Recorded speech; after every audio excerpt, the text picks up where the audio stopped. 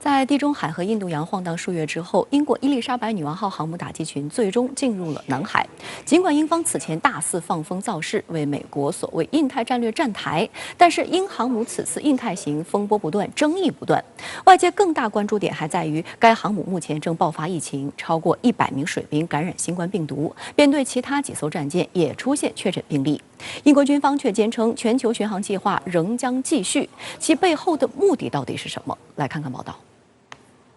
据美国海军学会新闻网等多家外媒周一报道，当地时间周日上午，有卫星在马六甲海峡附近拍到了英国伊丽莎白女王号航母。根据该舰当时的速度和动向来看，它正全速向中国南海方向靠近。按照时间推算，该航母目前已进入南海海域。而在前一天，该航母打击群的卫士号驱逐舰已经提前进入南海，并且正在文莱附近海域活动。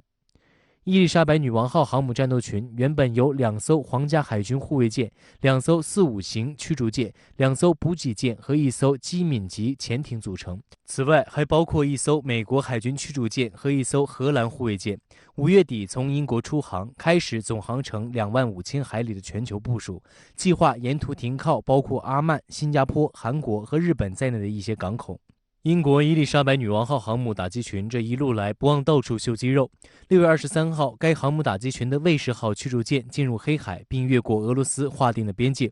俄罗斯将此举视为粗暴挑衅，并称已通过开火警告、派遣战机在其航线上投炸弹等方式将该舰驱离。英国则矢口否认曾遭俄军开火驱逐，认为其只是在进行射击演习，并坚称卫士号当时是按照国际法无害通过乌克兰领海。据报道，该航母打击群在进入南海后将不会统一行动，而是要广撒网式分头访问多个国家。英国媒体透露，目前卫士号驱逐舰正在文莱进行访问，而李士满号护卫舰则与泰国海军甲午里号护卫舰举行联合演习。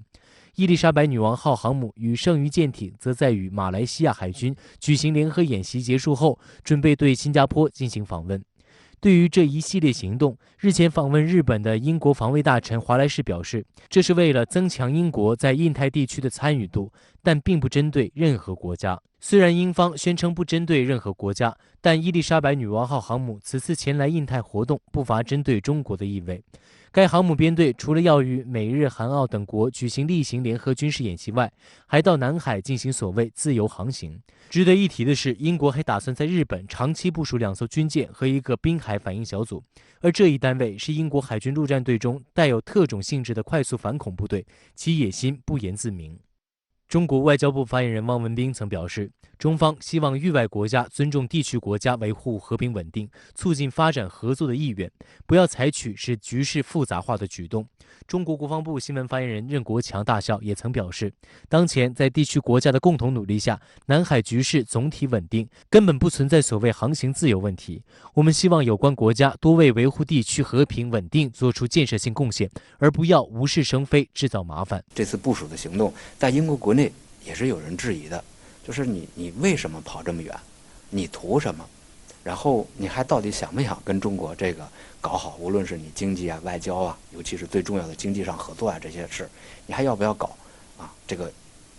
我觉得综合这些来说的话，即便是我们只看英国国内对这个事儿的评论，我也觉得这是一个不明智的一个举动。英国军事专家米林德·库尔什雷什塔表示，英国正在用实力积极规划印太地区新的军事政治格局，而这一论调遭到各国网友无情嘲讽，称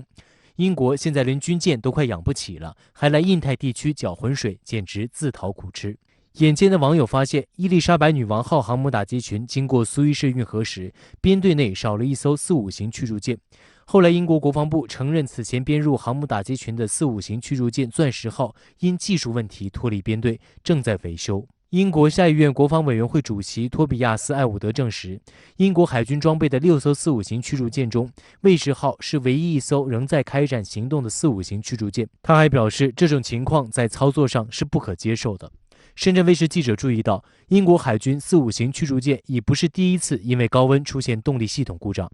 2009年，45型首舰勇敢号在访问美国东岸时突然失去动力，不得不转到加拿大维修。2012年，勇敢号在波斯湾地区执行巡逻任务时，因高温导致动力系统罢工，紧急前往巴林维修。同年，不屈号在西非沿海行驶时，也因高温导致停电，全舰陷入黑暗。2016年，邓肯号出海参加北约军演，不出3天就出现动力故障，被拖船拖回母港。英国国会防务特别委员会曾就4-5型驱逐舰动力系统问题盘问了制造商 BAE 系统公司。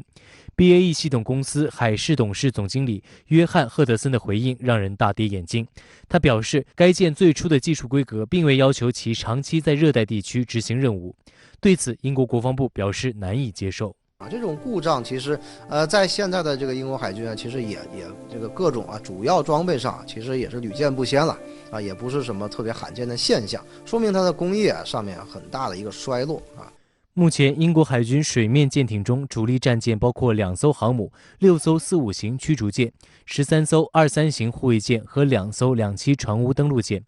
军事专家认为，23型护卫舰定期维护，4-5型驱逐舰频繁趴窝，导致英国海军可使用的水面主力战舰不到10艘。这个数量完全无法满足其在全球多个热点保持军事存在。伊丽莎白女王号航母战斗群编入美国和荷兰护卫舰艇，表面上说共同行动，提高互操作性和联合作战能力，但实际上是英国海军需要盟国派出护航舰艇。更为紧迫的是，伊丽莎白女王号航母目前正爆发疫情，超过100名水兵在编队7月上旬停靠塞浦路斯时感染新冠病毒。有英媒报道称，编队至少1半军舰出现确诊病例。尽管所有参与部署行动的人员都已接种2剂疫苗，不过英国军方称，航母战斗群将继续执行他们的作战任务，对部署行动没有影响。就在前几天，韩国派出的在亚丁湾护航的主力舰文武大王号驱逐舰爆发了到目前为止军方最大规模的单舰新冠肺炎疫情，301名舰员里有270人确诊感染新冠病毒，直接导致了整个军舰丧失了战斗力。最终，韩国派出2架 KC-330空中加油机前往亚丁湾接回感染士兵，同时飞机上搭载的已接种疫苗的人员前往接管文武大王号驱逐舰，并将军舰开回韩国。这次英国伊丽莎白女王号航母不顾疫情继续部署，会不会重蹈韩国文武大王号驱逐舰备受关注。而去年美国罗斯福号航母的经历也可以参考。去年3月底，罗斯福号航母进发西太，第一次刚传出3名船员感染新冠病毒时，美国军方也是坚称无计划将该航母从任务中撤出。美国海军下令此船在海上自行隔离。在短短3天时间里，这艘航母上感染新冠病毒的水兵人数从3人快速增长到25人。最终，罗斯福号出现新冠疫情，导致超过1200名舰员感染，1名舰员死亡，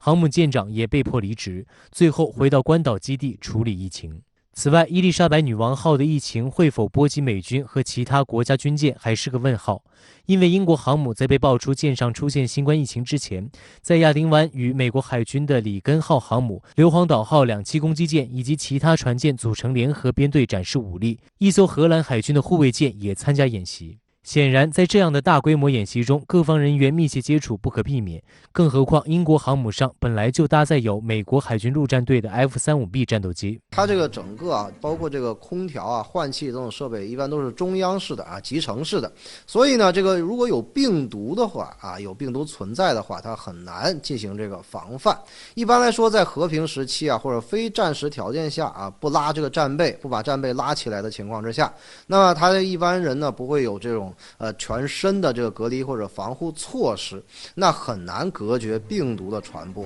相关话题来连线特约评论员刘和平。刘先生您好，